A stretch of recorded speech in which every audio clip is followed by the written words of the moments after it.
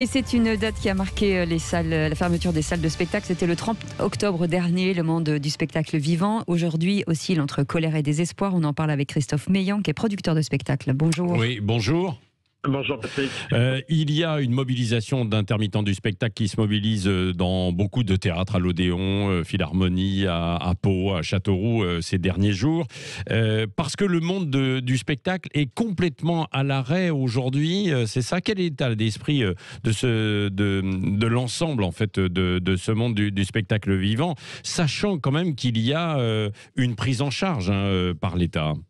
Entre désespoir et colère, j'ai envie de vous dire aujourd'hui, bien sûr qu'il y a une prise en charge pour aider déjà les intermittents, mais je pense également aux entrepreneurs. Il y a des aides bien sûr qui sont allouées, mais tout dépend des structures aussi. Il y a certaines personnes qui sont quand même qui restent sur le bas côté malheureusement, puisque les aides sont pas égales pour chaque personne.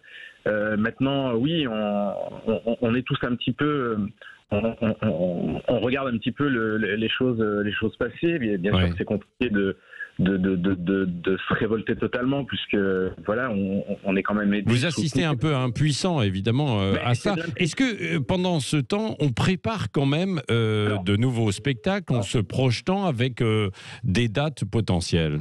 On essaye de préparer des dates, on se projette pour la rentrée de septembre, on espère tous.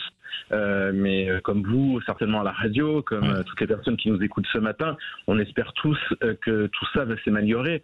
On sait très bien, la seule chose qu'on sait, c'est que de toute façon, en septembre, si tout devait redémarrer, on redémarrait avec des masques, des salles à moitié pleines. Ça va être très très long. Aujourd'hui, ce qui nous exaspère tous, c'est que on le voit tous, c'est que quand on va faire ses courses, encore une fois, on prend souvent cet exemple, mais c'est la vérité. Moi, le premier, je suis dans le centre de Paris. Quand vous allez dans votre G20 à 18h, vous êtes les uns sur les autres. Les gens sont à 50 cm de vous. Par moments sans masque existe. J'ai vu des gens sans masque encore dans des magasins. Ça vous rend fou, quoi. Voilà. Il va y avoir des opérations un peu test à travers des concerts, des spectacles dans les jours qui viennent.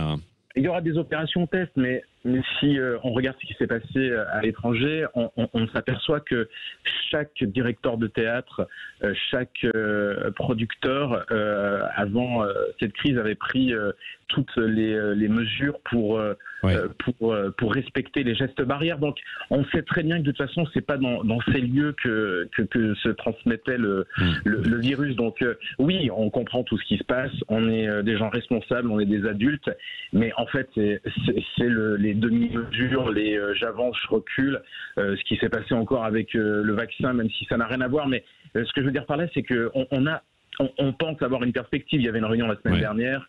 On nous annonce peut-être une réouverture comme les restaurants sur le deuxième semestre 2021, mais on ne sait plus en fait aujourd'hui. Donc on rêve juste encore un petit peu en essayant de se projeter à l'avenir, de préparer des choses pour essayer d'avancer, mais on n'est pas dupe. Rien ne redémarrera logiquement et normalement avant janvier 2022. Janvier 2022. On en est persuadé. On en est persuadé. Merci beaucoup Christophe Meillan d'avoir été avec nous, producteur de spectacle, pour faire un point, alors qu'on disait il y a des intermittents qui occupent certaines scènes depuis quelques jours maintenant.